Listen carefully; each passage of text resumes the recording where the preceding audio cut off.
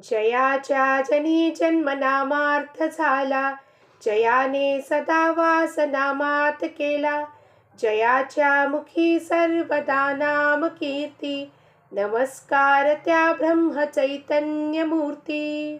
श्री राम समर्थ। सभी साधक बंधुओं को, आत्मज्योति को शिरसाष्टांग प्रणाम करते हुए मेरे सद्गुरु श्री चंद्र कुमार जी के दिव्य चरणारविंदों में साष्टांग प्रणाम करते हुए आज 15 फरवरी श्री महाराज जी का प्रवचन, जेथे नाम तेथे मी आहेच। जिधर नाम चल रहा है वहाँ पर मैं हमेशा हूँ। क्या कहने का तात्पर्य है श्री महाराज जी का? जहाँ नाम चल रहा है मतलब नाम कहाँ नहीं चल रहा है, हर वक्त नाम यहाँ चलता रहता है। उसकी वजह से ही हम श्वास ले रहे हैं। वो नाम यानी परब्रह्म वस्तु जो है वो चल रहा है, इसके लिए वहाँ पर महाराज है ही है। क्या कहते हैं श्री महाराज? मुझे नाम में देखो, ऐसे मैं कहता हूँ। इसका तात्पर्य क्या है कि मैं देह में नहीं हूँ, मेरा जो वासस्थान है वो नाम में है। कहने का तात्पर्य क्या है? महाराज कहते हैं कि हम गुरु हो, सद्गुरु हो, सत्पुरुष हो, अवधूत हो, योगियों को उनके देह में नहीं देखना चाहिए। वो देह के अतीत होते हैं, काल के अतीत होते हैं। हमारी दृष्टि को जो गोचर उनका शरीर होता है वो केवल पंच महाभूतों से हड्डी मांस का बना शरीर को देखकर हम इसे गुरु संबोधन करते हैं, पर गुरु वो नहीं है। गुरु को कहाँ देखना है? उसने दिए हुए नाम में, मंत्र में हमने गुरु को देखना है। क्योंकि जहाँ हमारा मन होगा वहीं पर वो सचमुच रहेगा। यानी जिस भी चीज में आपका मन लगा हो वहां पर, समझो अभी हम यात्रा को गए हैं, यात्रा को जब गए हैं तो हम चिंता करते हैं। क्या? यात्रा को जैसे ही ट्रेन में चढ़े तो क्या करने लगते हैं? फोन किया घर पे, अरे गैस बंद किया कि नहीं, ताला बराबर से लगाया कि नहीं, तुमको मैंने मेस में केटरर को बोल दिया है खाना खा लेना। मैं कहाँ जा रही हूँ? काशी जा रही हूँ, प्रयाग जा रही हूँ, लेकिन मेरा मन किधर है? घर में, बेंगलोर में। तो क्या फायदा हुआ ऐसे तीर्थ यात्रा का? इसके लिए बहुत सारे अभंग में राजा राम जी महाराज हो, तुकाराम जी महाराज हो, क्या कहते हैं कि क्यों, किस कारण से तीर्थ यात्रा करते हो? एक तो श्रम, देह को तकलीफ दे रहे हो, उसको उठाकर वहां धूप में चलना है, किलोमीटर चलना है, देह को तकलीफ हो रही है, डिहाइड्रेशन हो रहा है। फिर ऊपर से पैसे का खर्चा, पैसा हो या नहीं हो सब जा रहे हैं, लोन निकाल के भी हम जाएंगे।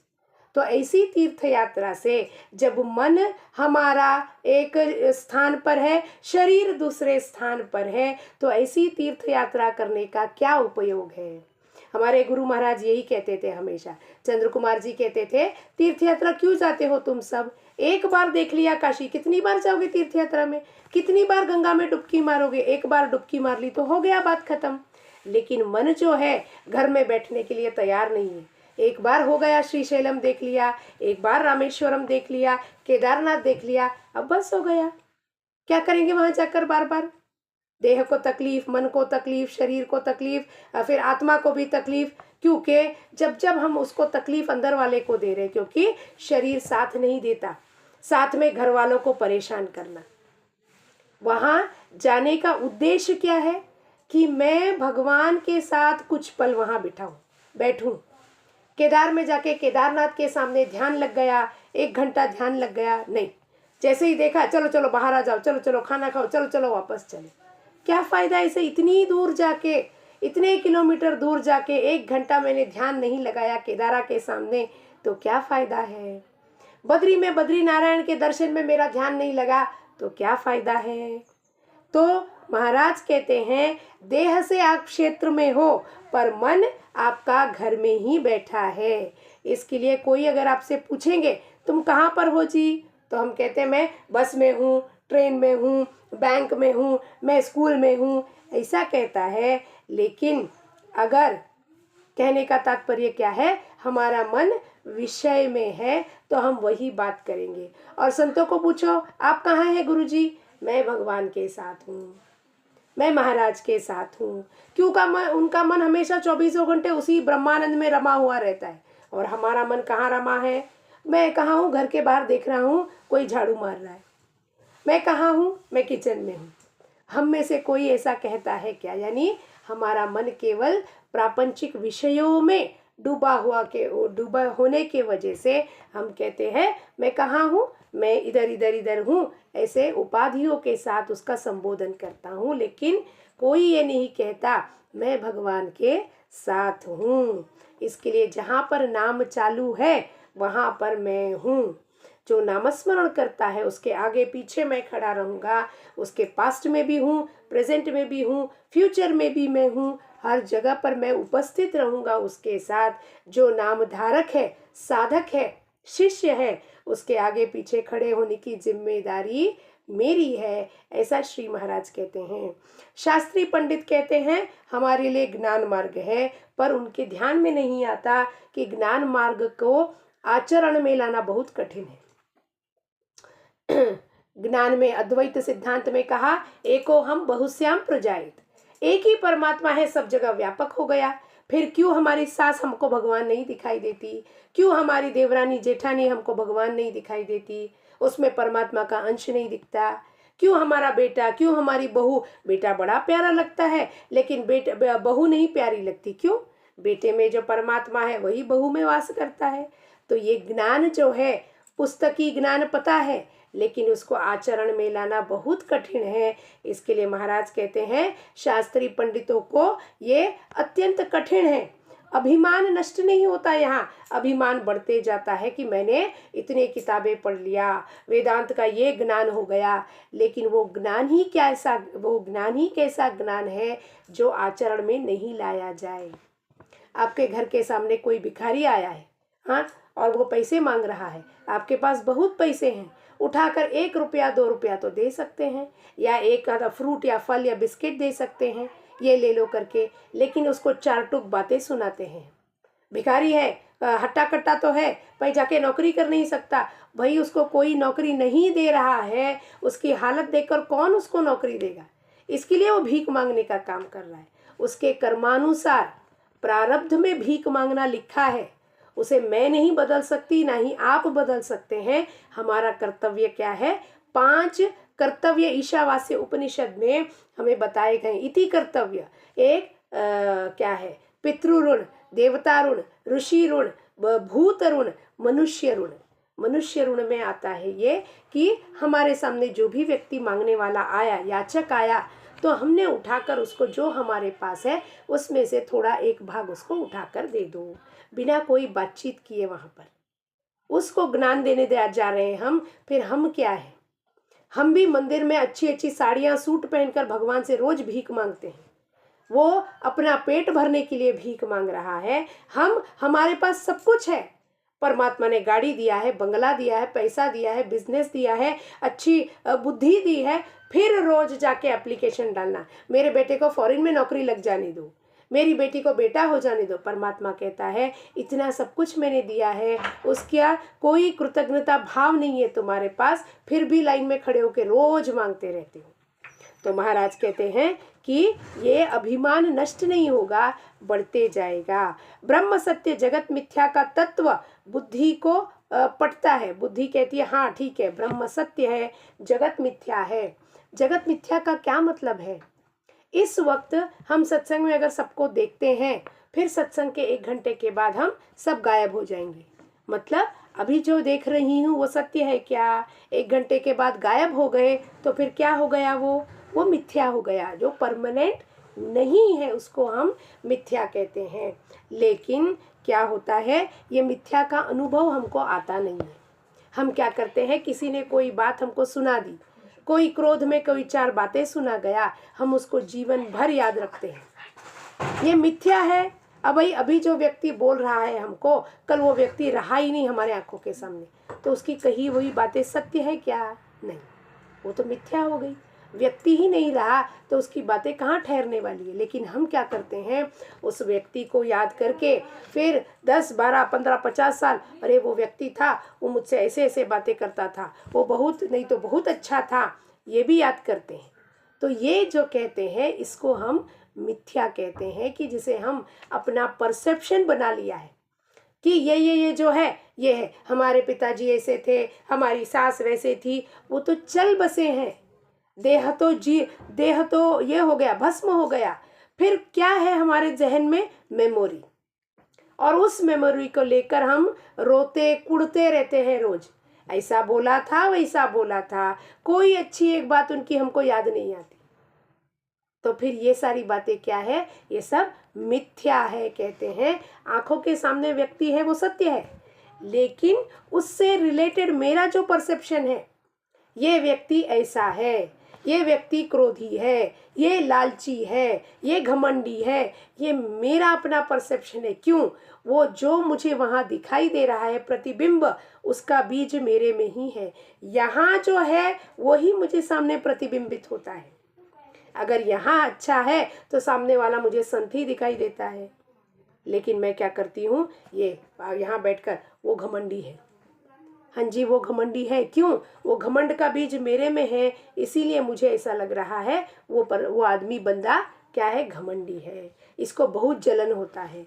उसको जलन नहीं हो रहा है, मेरे अंदर जलन का बीज है। तो मुझे लगता है कि मैं सामने वाले को देखकर बोलती हूँ कि इसको बहुत जलन है मेरे से। नहीं, मुझे जलन हो रही है। सो महाराज कहते हैं हमेशा जब भी किसी व्यक्ति में आपको दोष अवगुण दिखाई देते, इसका मतलब उसका सारा बीज आप में ही है। बिंब यहाँ है, उसका प्रतिबिंबित रिफ्लेक्शन वहाँ दिख रहा है। रिफ्लेक्शन को मैं सत्य मान रही हूँ, रिफ्लेक्शन मिथ्या है। तो महाराज कहते हैं हमको अपने देह को सत्य मान रहे हैं, बाकी सब झूठा है बोल दिया, तो अपने देह को सत्य मान रहे हैं, तो ये भी मिथ्या है। क्या मैं देह हूँ? क्या मैं मन हूँ? क्या मैं बुद्धि हूँ? नहीं, मैं परमात्मा का अंश हूँ। निर्गुण निराकार सच्चिदानंद स्वरूप मेरा है। फिर इसको व्यक्त करने के लिए एक देह दिया है, एक मन दिया है और एक बुद्धि दिया है। देह स्थूल होने के वजह से आंखों के सामने गोचर होता है। मन और बुद्धि इंस्ट्रूमेंट जो है वो अगोचर है, अव्यक्त है। इंस्ट्रूमेंट्स आर सटल हम कहते हैं, तो ये हमें दिखाई नहीं देता। इसके लिए ये अनुभव में आना बहुत, एक्सपीरियंस में आना बहुत कठिन है। अभी जो कर्म मार्गी लोग होते हैं वो क्या करते हैं? वो कर्म मार्ग को अपना जो है ऐसा ही रूल्स है, ऐसा ही रेगुलेशंस है, ऐसे ही पूजा करना चाहिए, वैसे ही करना चाहिए, ये सब जो रूल्स रेगुलेशंस का बंधन डाल लेते हैं। महाराज कहते हैं वो रूल्स और रेगुलेशंस होना चाहिए, लेकिन वो रूल्स और रेगुलेशंस क्यों होना चाहिए? परमात्मा की प्राप्ति के लिए। लेकिन यहाँ इंसान भटक जाता है। वो रूल्स और रेगुलेशंस साधन है, इंस्ट्रूमेंट्स है। सवेरे उठ के पूजा करना है, संध्या वंदन करना है, गायत्री मंत्र बोलना है, सदग्रंथ का वाचन करना है, नामस्मरण करना है, फिर ध्यान लगाना, ये सब कुछ जो है साधन, इंस्ट्रूमेंट है। इससे क्या होना है? चित्त की शुद्धि होनी है। लेकिन चित्त शुद्धि बाजू को रह जाता है और हम इस सब में साधन में खो जाते हैं। नहीं नहीं नहीं नहीं नहीं, वो सब धोया नहीं था। पूजा घर में हम बैठे हैं, क्यों बैठे हैं? भगवान की प्राप्ति के लिए। लेकिन पूजा रूम में बैठकर डोरबेल बजते ही देखो कौन आया है, कोई भी आने दो, मेरा क्या संबंध है? मैं कहाँ बैठी हूँ या बैठा हूँ? पूजा घर में। तो मेरा मन कहाँ लगना चाहिए? परमात्मा में। मैं क्या कर रहा हूँ? डोरबेल बजते ही कान वहाँ चले गए। इसका मतलब मन कहाँ गया? डोरबेल की तरफ। या किचन में क्या खुशबू आ रही है, क्या नाश्ता बन रहा है, उसकी तरफ गया नाक। मन कहाँ गया? इंद्रियों को लेके किचन में चला गया। देह कहाँ बैठा है? पूजा घर में। तो भगवान की प्राप्ति कहाँ हुई? वो तो केवल कर्मठ, यानी कर्मठ बंधनों में फंसकर ये टाइम पे पूजा हो जाना चाहिए, हो जाना चाहिए, मतलब हो जाना चाहिए, बस। वहाँ भगवान के प्रति भक्ति हो, प्रेम हो, ना हो, कोई फर्क नहीं पड़ता है जी महाराज। तो महाराज कहते हैं कि बंधन होना चाहिए, लेकिन उस बंधन का उद्देश्य हमको पता होना चाहिए। इससे मैं परमात्मा की प्राप्ति करने वाला हूँ। बंधन पैर की बेड़ियां नहीं बननी चाहिए कि ये टाइम पे नहीं किया तो ऐसा हो जाएगा, और डर के मारे नहीं करना है। कोई बंधन में रहना है परमात्मा की प्राप्ति करना है। शबरी ने क्या किया शबरी ने? अपने झूठे बेर खिलाए राम को। राम परमात्मा है, मेरे राम आएंगे करके मतंग मुनि के जो आदेश अनुसार देह उसका जर्जर हो गया था, फिर भी माता रुक रुक कर 95 ईयर्स की क्या हो गई थी शबरी माता, रोज बेर चुन कर लाती, रोज आंगन बुहारती, रोज रास्ते पर फूल डालती, इंतजार करती, पेशेंस, टॉलरेंस, मेरे राम आएंगे। फिर इसका फल क्या मिला? राम ने आकर शबरी के झूठे बेर क्यों खाए? प्रेम के वास्ते, परमोच्च प्रेम अवस्था के लिए झूठे बेर खाए। हम खा सकते हैं क्या ऐसा झूठा बेर किसी का? नहीं। क्यों? अरे वो पता नहीं व्यक्ति कौन है। फिर राम ने कैसे खाए जी? क्या आदर्श रखा? प्रेम के सामने दुनिया झुकती है। सो किसी के लिए किसी से भी हमने लड़ाई कुटाई नहीं करनी, झगड़ा नहीं करना है, लोभ नहीं करना है। प्रेम से सब कुछ आपको मिल जाएगा। तो महाराज कहते हैं नाम पर, लोग कहते हैं हमको जो कर्म में मार्ग में कहते हैं हमको नाम जप पे कोई विश्वास नहीं है, पर जब आप संध्या वंदन करते हो तो पहले क्या कहते हो? केशवाय नमः, नारायणाय नमः, गोविंदाय नमः। तो केशवाय नमः किसका नाम है? वो तो भगवान का ही नाम है। फिर आप कहते हो हमें नाम जप पे कोई विश्वास नहीं है। तो महाराज कहते हैं वेद का मतलब भगवान की स्तुति करना है। ऐसी स्तुति करते वक्त अगर हमें ध्यान नहीं है शब्दों की तरफ, कोई बात नहीं, लेकिन उसका अर्थ समझना चाहिए। अर्थ नहीं आया समझ में तो भी हमारा लक्ष्य जो है वो परमात्मा की तरफ ही होना चाहिए। राम कैसे थे? राम का आदर्श कैसा था? किस प्रकार पिता का आज्ञा पालन किया? भरत के लिए सब कुछ, भाई के प्रेम के लिए सब कुछ छोड़ दिया।